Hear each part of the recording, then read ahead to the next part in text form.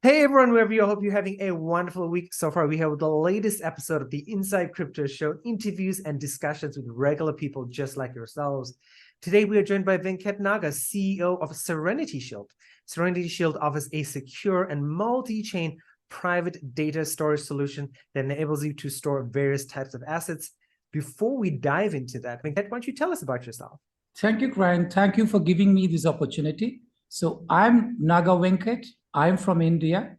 I'm a computer engineer by my education, and I started my career as an IT engineer. And after a course of time, I plunged into the corporate world, forming global organizations, banking, financing, putting myself into a lot of mergers and acquisition deals. So I had quite a rewarding but a challenging 24 years of career. And in the last few years, I saw the immense potential that the blockchain technology can offer to this world. I was rather quite impressed and fascinated by this as a technology man fundamentally. So I got into this blockchain space in the last few years and started to learn about this technology, started to gain some experience and expertise in this technology. And I'm with Serenity Shield for the last 1.5 years or so. And right now, I'm the CEO of Serenity Shield. And my job primarily is to create or craft rather the vision and technology of Serenity Shield as a blockchain project, along with all the other things I do. And in this process, I'm also creating a legacy, a footprint for Serenity Shield in this space, parallelly creating a legacy for myself at this stage of my career. Very nice and very interesting. 𝕋𝕚𝕐𝕂, going back into your career, do you remember what was that memory or that thing that said, I have to look into cryptocurrency or blockchain? No, but to be very honest, Ryan, because I'm not coming from a crypto background, so to say, because I was not a crypto user, which I'm not sure if it's a good thing or a bad thing, but I was never a crypto user, so to say, even until today. So I'm purely a technology man. I started to look at the blockchain technology. That happened, I would rather say, 3 years ago, especially when I saw some challenges in the Web2 world. I was looking around to see what could be the real deal breaker. What could be the real thing that can revolutionize or bring a real solution? And that's where I started to put my focus on blockchain technology, because I thought blockchain can really solve some problems that the global community is facing today. Nice. That's a really good answer. You've been in technology so long. How do you think technology has changed in the last 20 years or so to lead us to blockchain? How have things changed? How have you felt things change? Is it a good change or a bad change? What do you think? No, of course, every change, whether it's a good or bad, every change is very important. I need to bring it here, a perspective which I was going to say during the course of a conversation, but I can answer this through your question. So when we had this internet revolution, with the advent of the internet revolution, we saw this dominance of the tech giants, right? So with the dominance of the tech giants, we were starting, without even realizing what was happening, privacy for an individual user was becoming rather a myth rather than a matter of a reality. So the data that we store today, what we speak, what we write on the internet is not a private anymore. And we all know that, but we are all getting accustomed to that fact that whatever we store, whatever we write and speak, it's not private anymore. And we are getting used to that kind of a concept. So that's where I personally thought, I still personally believe that the power that the blockchain technology is offering to this world, if they are being harnessed and if they are being endorsed in the right manner, in the right mix, that can provide a real privacy solution to the global community, which they really deserve at this point of time, because they are being deprived of that. So that's why I really thought that the blockchain technology, provided that it is provided in the right mix, in the right formula, with the right balance, can create that real privacy solution to the global user. And that's what I see, how things are evolving, and they are bound to evolve. And it's a natural shift which has to happen, because at the end of the day, the forces of nature, they always try to balance themselves, right? So I believe it's a natural shift which is happening, and it is very good for the global community. Nice. And I totally agree with you, 𝕋𝕚𝕐𝕂. You've mentioned privacy, and a lot of listeners to the podcast, like they were big fans of Sam Harrison from Fedora. When he was on the podcast, he was such a great speaker. And people listening to the podcast right now, you guys might not know that Serenity Shield, you guys are working with Fedora. And I'll ask you the same question I asked him. And you've talked about privacy, right? Like, why is privacy so important?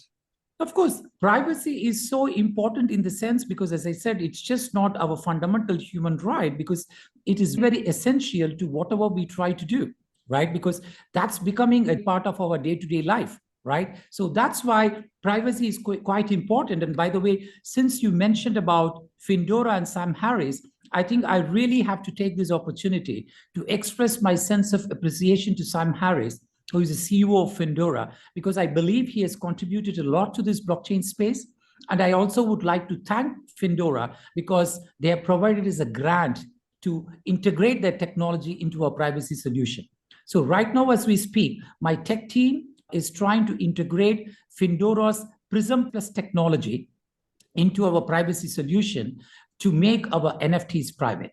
So that's what we are trying to do with Findora. But some people, they tend to ask this question, why are you not creating your own technology? Why do you go and get technologies from other people? I think it's a very interesting question, which I keep getting bombarded by people at different instances in different places. So I always say this to Serenity Shield, we want to position ourselves as a consolidator, as an aggregator within the blockchain space.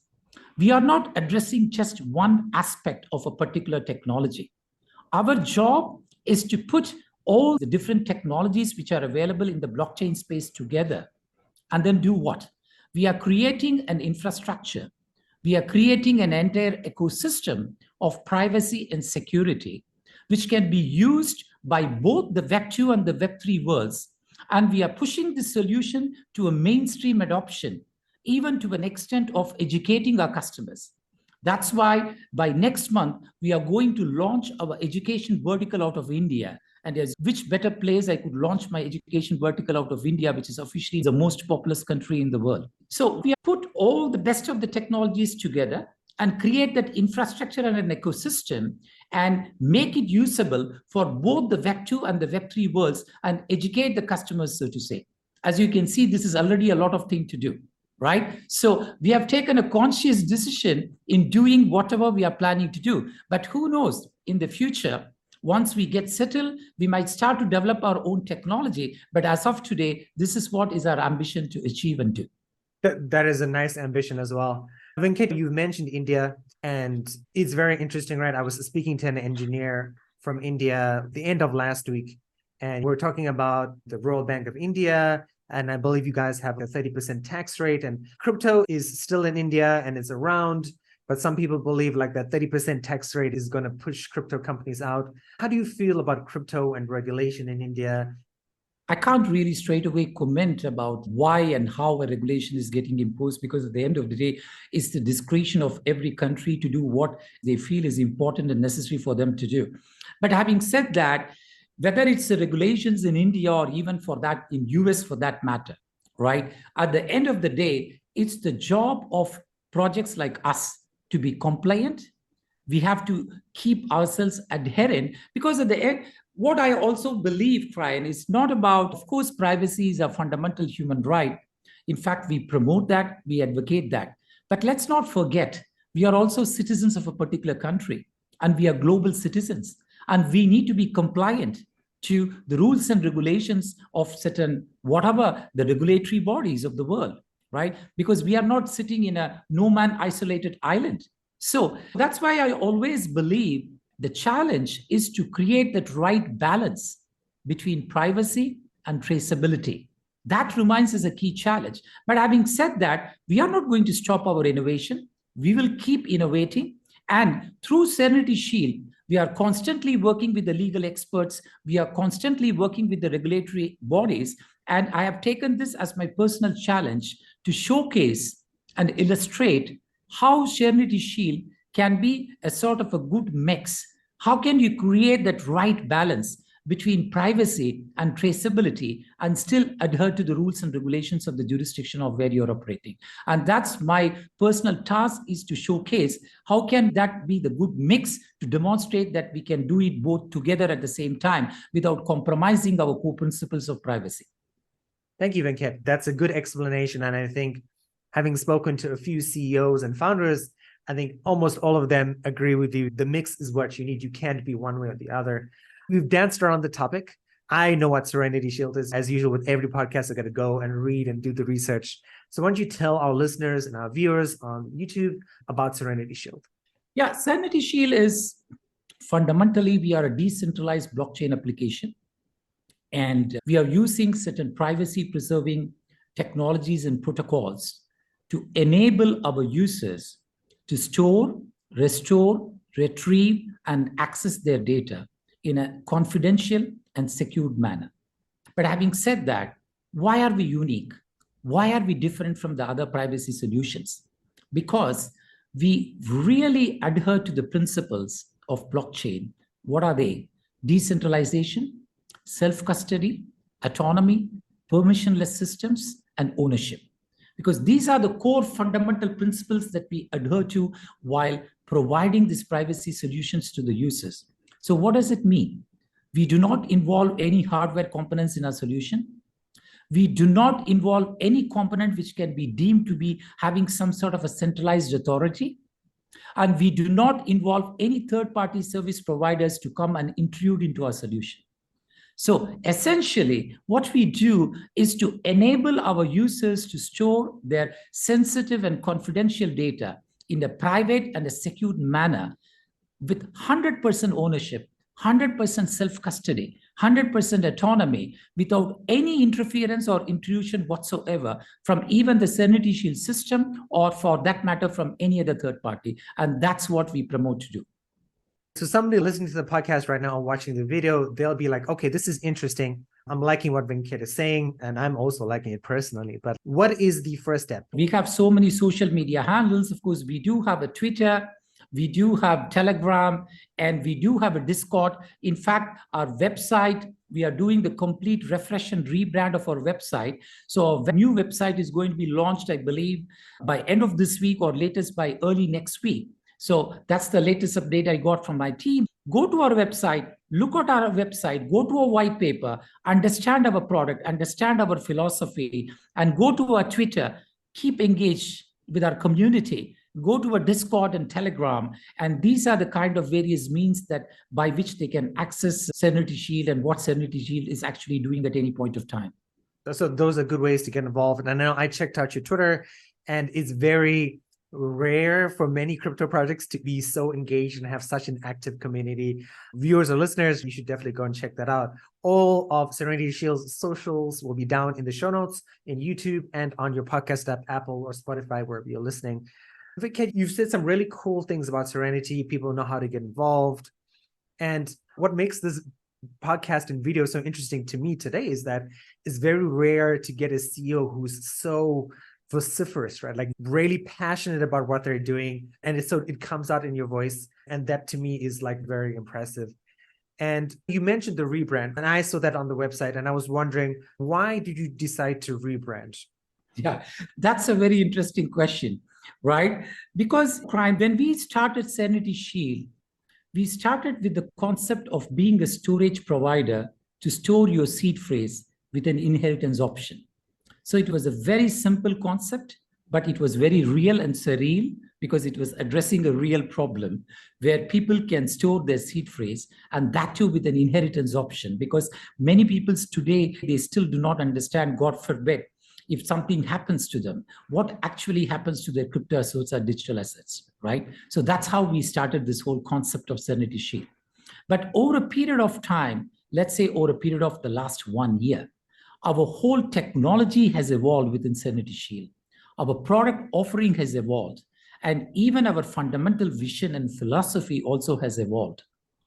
And I would say rather transformed.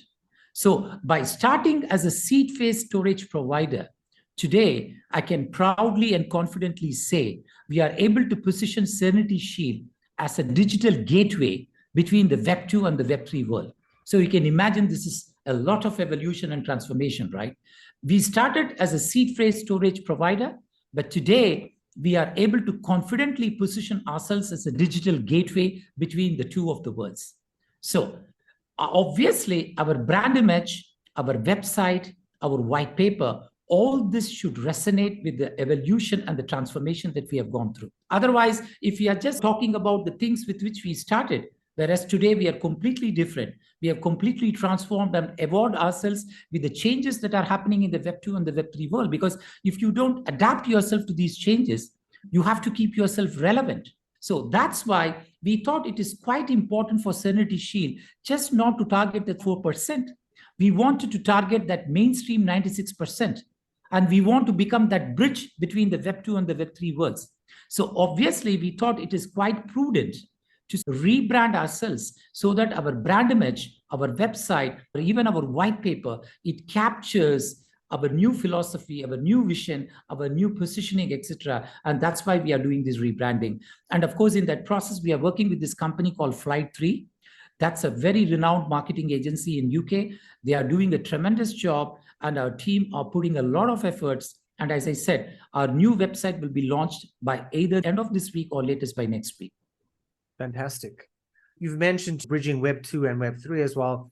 And this goes into another question, is a lot of people I've spoken to in the last 6 months to 12 months have said, you know what, NFTs, seed phrases, MetaMask, all these other things, they're doing crypto a disservice, right? They're not helping regular people understand and get on board and use these solutions.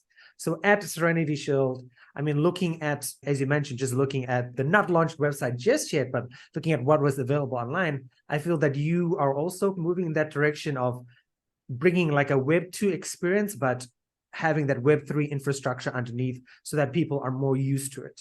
Yeah, that's true. That's true, because we need to keep that balance, as I said, right? This is because we are creating that infrastructure. The infrastructure cannot go to Web 2, because then we are deviating from the core principles of blockchain, and we will get into the same problem of what Web 2 is posing today to a general user. So the fundamental infrastructure and the ecosystem has to be built on Web 3 using the core principles of the blockchain technology. We can't have any deviation or compensation on that. Having said that, the challenge today, because that's why I keep saying this crying in all my podcasts and other interviews, because today, as you might have seen, the governments are getting into the CBDC initiative, which is the Central Bank Digital Currency Initiative. So how are the governments going to be successful in these initiatives if there is no mainstream adoption of the blockchain technology? And that's why I personally believe that projects like Serenity Shield, we will be at the forefront, because we are creating that infrastructure and ecosystem which can be used by both the Web 2 and the Web 3 users.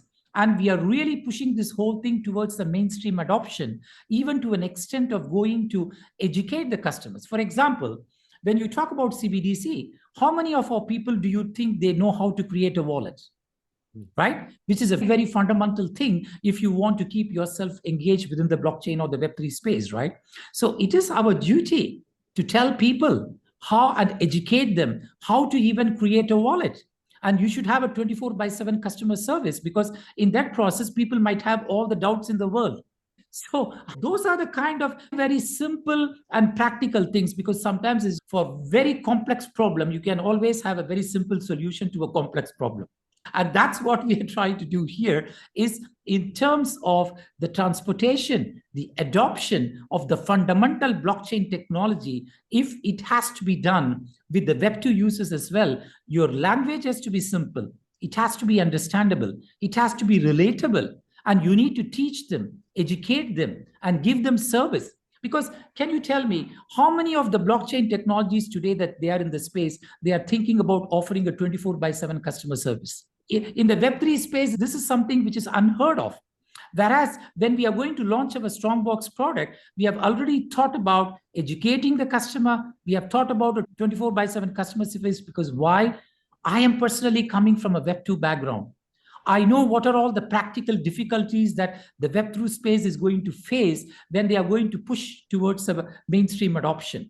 So that's why we are trying to keep this understandable, relatable, simple, and user-friendly.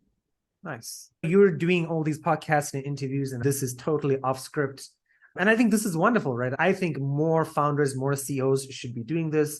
Our CEO and co-founders, they do this as well, but I think it's very rare for a CEO to engage this way. Are you still going to be doing these videos and that sort of stuff in the future so that users of Serenity Shield and your customers are going to be like, oh my God, Venkat is always talking, he's always engaging.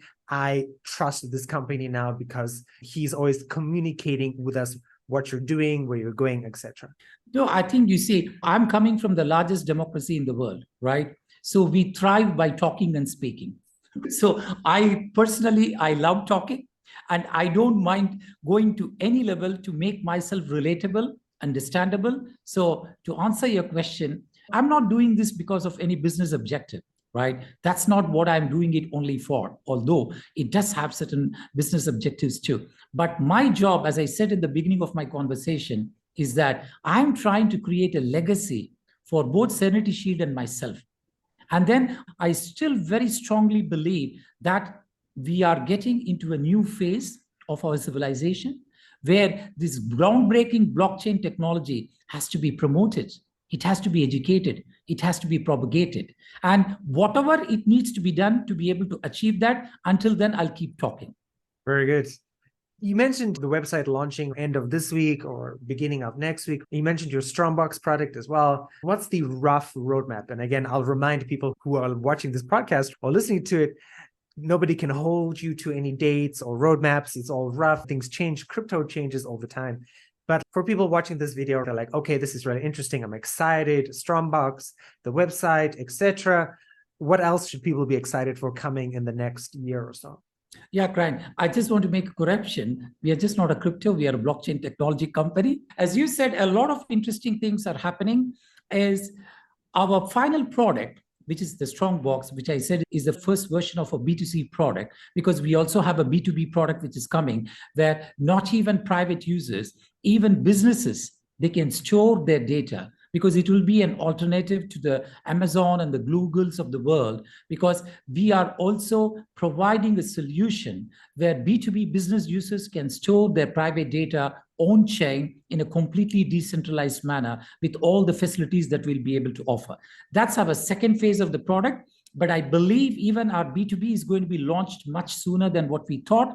But the first vertical, which is the B2C vertical, we are at the very last end of the test net. And very soon we'll be moving to the mainnet. And after moving to the mainnet, we will do all the sort of audits on the dApp to make sure that it is really not prone to any sort of a hacking or vulnerabilities. Once we complete the audits and we move to the mainnet, then the final product will be launched to the market, which I believe should happen sometime around July or August of this year.